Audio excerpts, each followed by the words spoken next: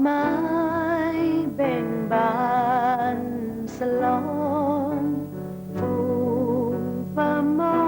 นผู้เพิ่งสอดใสดอ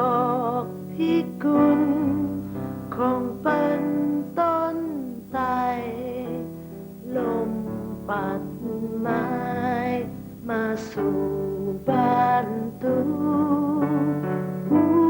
แน่สัตว์เขาสอดส่องหูว่าสีชมพูถูกพำเก้าหนึ่งเก้ามันตายปลายมันเสริมลำกิ่งเนินปลายโกนตัวแนวดอกพิกุลก็คือดอกแก้วไปเป็นของเปิ้นแล้วเนินแต่ก้าวเนินกิ่งมัน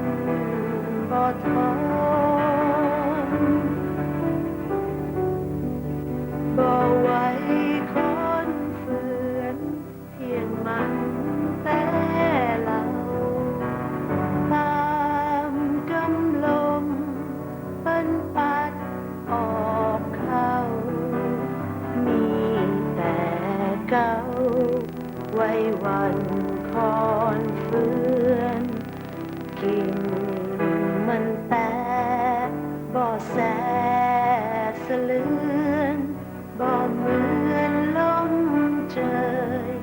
ลำเปยก็เจือนั้น